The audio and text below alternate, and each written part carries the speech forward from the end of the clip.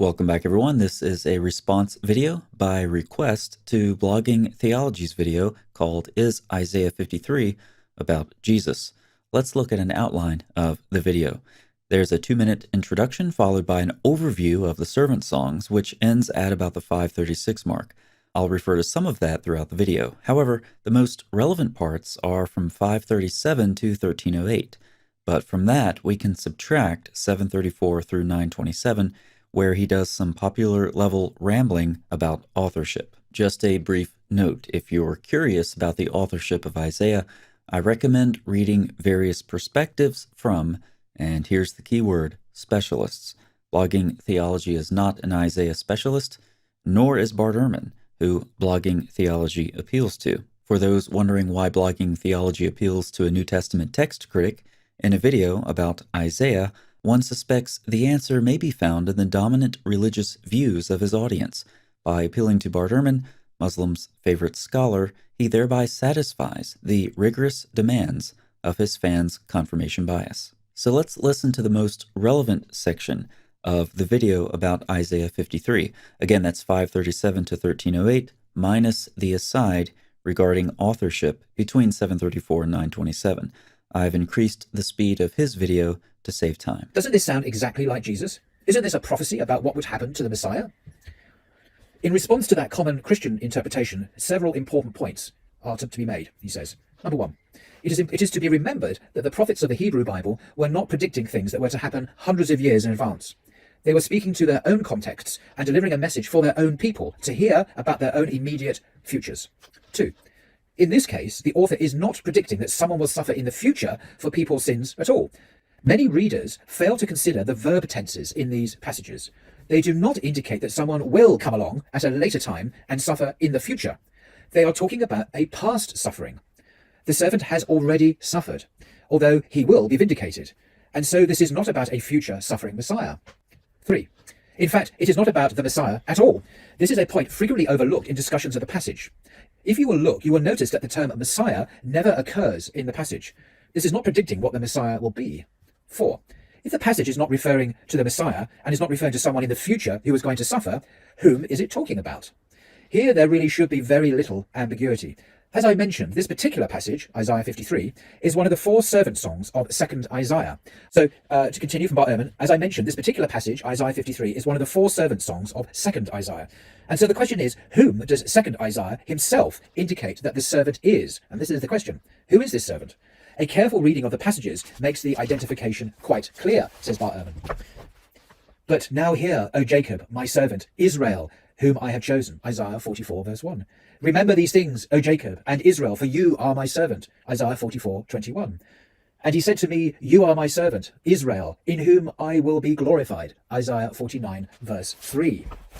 The book of 2nd Isaiah itself indicates who the servant of the Lord is. It is Israel, God's people. Isaiah 53, when the author describes the servant's past sufferings, he is talking about the sufferings they have experienced by being destroyed and exiled by the Babylonians. This is a suffering that has come about because of sins, but the suffering will be vindicated because God will now restore Israel and bring them back to the land and enter into a new relationship with them. It may be fairly objected that the servant is said to suffer for our sins, not for his sins. Scholars have resolved that problem in a number of ways. It may be that the author is thinking that the portion of the people taken into exile has suffered for the sins of those in the land, some of them suffering for the sins of all. Those who have been taken into captivity have suffered displacement, loss, and exile for the sake of the sins of the nation. But now the servant, Israel, will be exalted and restored to a close relationship with God and will be used by him to bring about justice throughout the earth. There may be problems with this interpretation, as there always are with every interpretation, but the fact remains that the suffering servant is never described as the Messiah. His suffering is portrayed as a past instead of future event, and he is explicitly identified on several occasions as Israel. Later readers who have taken the passage as a reference to the Messiah, then, have seen Jesus as one who fills out or fulfills its original meaning, giving it a new meaning that it did not originally have. End quote. So there we have it. I know from my own research that what Bart Ehrman is explaining there is the standard scholarly view. There are some scholars who identify the suffering servant as Jeremiah or even Isaiah himself, but it's not seen as a prediction of Jesus Christ, the Messiah from the future, because that's not what the passage says. So I hope you find that of interest, and I do welcome your comments and criticisms. Until next time. Let's go back to the outline and look at the points he made. Hebrew prophets talked about the immediate future, not about things hundreds of years in advance. Now, he doesn't even attempt to substantiate this self-serving conclusion. I'll just say at this point that numerous commentators, ancient and modern, would disagree strongly. Further, we've seen that blogging theology caters to a Muslim audience. However, Muslims frequently claim that various passages in the Old and New Testaments prophesy about Muhammad, who came many centuries later. And the Quran itself says its messenger is described in the Torah and Gospel, which were written many centuries earlier. But blogging theology's core audience, not surprisingly, doesn't seem to notice that he is actually contradicting the Quran and Muslim tradition, which claim that those ancient texts describe a 7th century prophet. One begins to suspect that his audience doesn't listen too critically, and these suspicions will soon be confirmed. But again, there's no attempt on his part to justify a statement about short-term only Hebrew prophecy. So we'll move on for now, but return to this topic when I show how blogging theology defeats his own argument. Next point, verbs used are past tense, not about a future suffering Messiah. In this case, the author is not predicting that someone will suffer in the future for people's sins at all. Many readers fail to consider the verb tenses in these passages. On this, I'm going to mention a very basic concept, and then I'll give you a taste of something much more complex.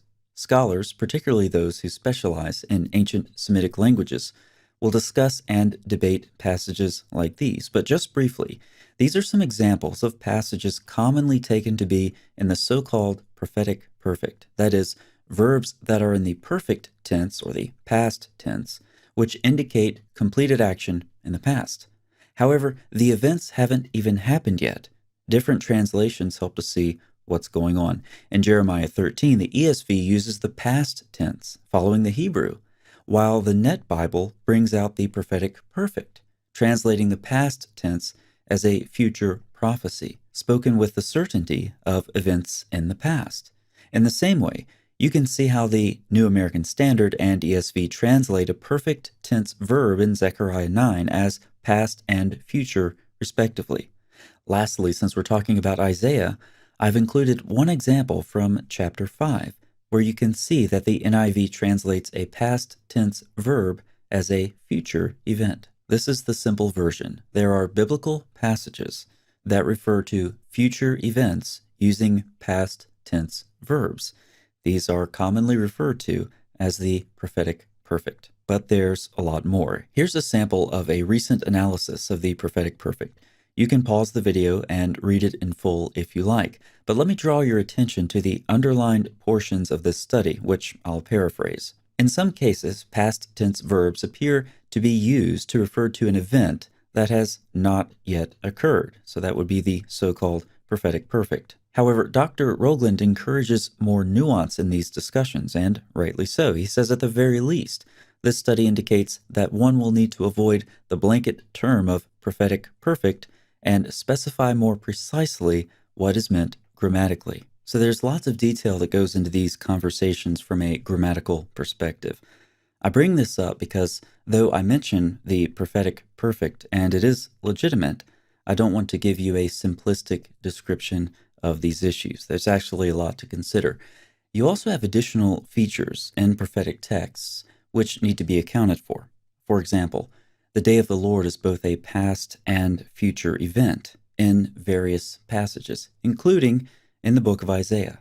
Some call this prophetic foreshadowing, where the same text or concept refers to a past and future event simultaneously. And there are reasons that authors do this, but we won't get into those for now.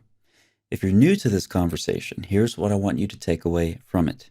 If you hear someone say, many readers fail to consider the verb tenses in these passages. They do not indicate that someone will come along at a later time and suffer in the future. They are talking about a past suffering. you can safely conclude they have no idea what they're talking about. That goes for Blogging Theology, Bart Ehrman, or anyone else who regurgitates this popular level garbage. But let's go back to that verse in Isaiah that I showed you before. This is the first way Blogging Theology defeats his own argument, because as far as I can tell, he assumes Isaiah wrote chapters 1 through 39, and the rest was added later in various stages. Even though most of the text is rooted in the prophet called Isaiah, who lived in Judah during about 800 years BC, it's also widely believed the prophet did not write the entire book. And some of the reasons for this is that chapters 40 through to 55, if you read them, they seem to presuppose that Jerusalem has already been destroyed. So that first block, Isaiah 1 through to 39, is called First Isaiah in biblical scholarship. Second Isaiah are the chapters after that, written by an unknown scribe, probably centuries later, who added his words, added the text to the prophet Isaiah's original prophecy. Now, back to Isaiah 5:13. Recall that many scholars point to this verse as an example of the prophetic perfect, as a comparison of the NIV and New King James shows. Therefore my people will go, therefore my people have gone. This verse is before exile. However, it describes a future exile in the past tense. So blogging theology assumes that a past tense verb cannot refer to a future event, while simultaneously allowing for Isaiah writing chapter 5, which uses a past tense verb to refer to a future event. But that's not the only time blogging theology defeats his own argument. He also contradicts his own theory about Hebrew prophecy being only short-term concerning events in the immediate future. It is to be remembered that the prophets of the Hebrew Bible were not predicting things that were to happen hundreds of years in advance. They were speaking to their own contexts and delivering a message for their own people to hear about their own immediate futures. Even though most of the text is rooted in the prophet called Isaiah, who lived in Judah during about 800 years BC. So let's go back to Isaiah 5:13 and do the math using blogging theology's own numbers.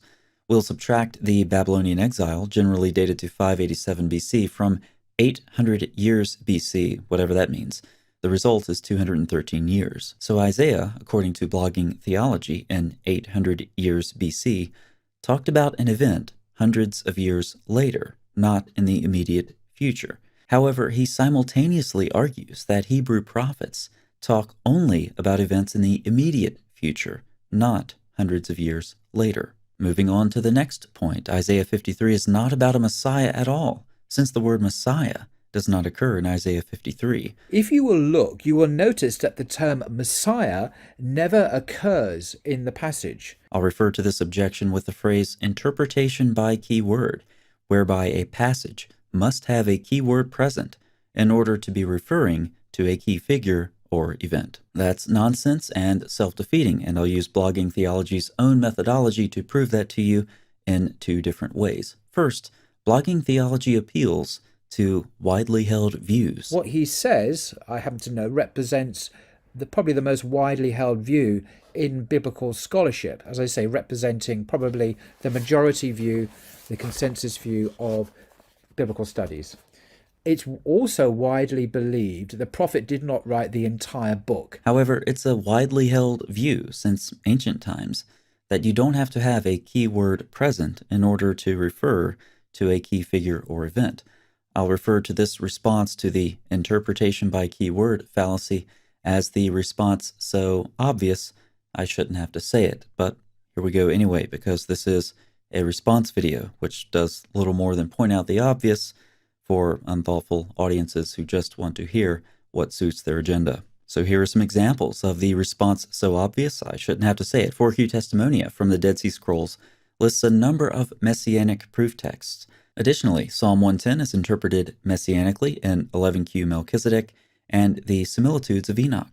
There are other examples I could give, but I'll stop there. Take a look through your Hebrew Bible and see how many times the word Messiah is mentioned in these messianic proof texts. The answer is 0. So it's been widely held since ancient times that you do not have to have a keyword present in order to refer to a key figure or event. But since we're talking about Isaiah 53 and widely held views, let me read a little bit to you from Daniel Boyarin. I cannot overstate the extent to which the interpretation of this passage, referring to Isaiah 53, has anchored the conventional view of Judaism's relationship to messianism.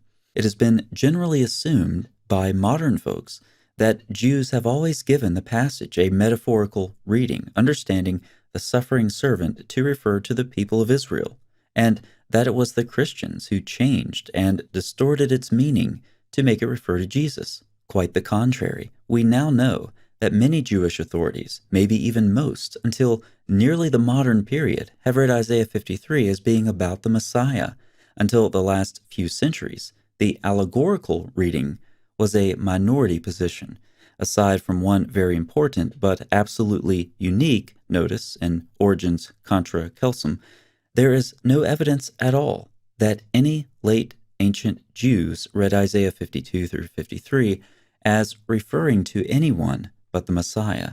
There are, on the other hand, several attestations of ancient rabbinic readings of the song as concerning the Messiah and his tribulations. And now I'm giving you some specific sources over a large span of time that connect the Messiah to Isaiah's description of his suffering, atoning servant. If Blogging Theology wants more specific references, he can read these texts on his own, since he clearly hasn't taken the time to familiarize himself with any of this material thus far. Therefore, regarding his preference for widely held opinions, Probably the most widely held view. There you have it. Now here's the second way that Blogging Theology defeats his own interpretation by keyword hermeneutic.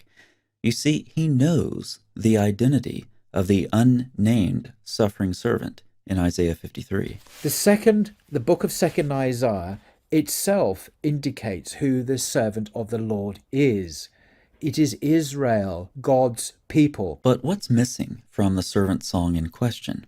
The key word, Israel. Notice Blogging Theology's blunder. Because the passage doesn't contain the word Messiah, it can't refer to the Messiah. But it can refer to Israel, even though the passage doesn't contain the word Israel. Oh, but Blogging Theology will say, yes, but you use other texts to identify the servant of Isaiah 53, even though the servant is not named. Yep, and you can do that with the Messianic interpretation as well. Blogging Theology will do one, but not the other, in order to suit his agenda. But there are additional problems with his own methodology. Again, he pretends to be familiar with critical scholarly theories about Isaiah. Recall my allegation that he rambled on about authorship earlier. But he appears entirely ignorant of scholars who, because of the anonymity of Isaiah 53, will link 52:13 through 55 with chapters 56 through 66 of Isaiah, not with the preceding sections. Blogging Theology shows no knowledge of this, which allows him, without hesitation, to use prior passages to interpret the servant in Isaiah 53 and identify that servant as Israel. The book of 2nd Isaiah itself indicates who the servant of the Lord is.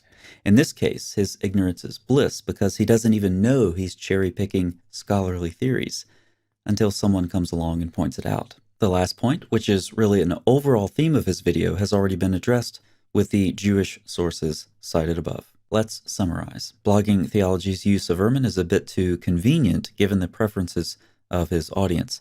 On authorship, consult a range of actual Isaiah specialists, not Blogging Theology or Muslims' favorite and only New Testament text critic. We saw that Hebrew prophets actually do predict things hundreds of years in advance, according to Blogging Theology's own math and apparent beliefs about Isaiah's authorship, not to mention according to the beliefs of Muslims themselves, though nobody in the comments section of his video seemed to notice. We saw that you can safely disregard anyone who makes the simplistic statement that past tense verbs cannot refer to future events.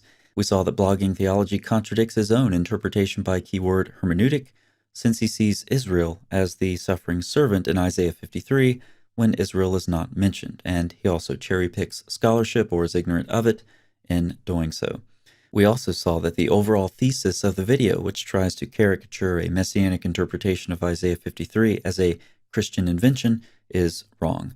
Finally, he relies on his own selective and limited knowledge of so-called widely held views. In short, his video is a disaster that could only survive in the echo chambers of the Muslim world and typical internet-level biblical critics. Before we end, just a few brief comments on the passage itself. Is it coherent to view the servant in Isaiah 53 as Israel? Yes and no. Here are a couple of observations. The servant is clearly Israel, but you, Israel, my servant. However, elsewhere the servant's mission is to Israel. You should be my servant to raise up the tribes of Jacob and to bring back the preserved of Israel. These texts also demonstrate both the corporate and individual nature of the servant, complicating a theory that identifies the servant simply as Israel. Another observation is that the servant is high, lifted up, and exalted. This language is used, of course, positively of God elsewhere in Isaiah, but negatively of Israel. The servant is described in the way humans are, and God is, and is both Israel and on a mission to Israel, is both corporate and individual. This ambiguity could only be clarified when the Messiah appears. Given the widely accepted messianic interpretation of the passage, that's really not a question. The question is the identity of the Messiah. For further study and to see a cogent interpretation of how Jesus fits the human and divine, Israel but not Israel, corporate and individual descriptions, see the recommended reading in the description box. Thanks so much for watching. I'll see you next time.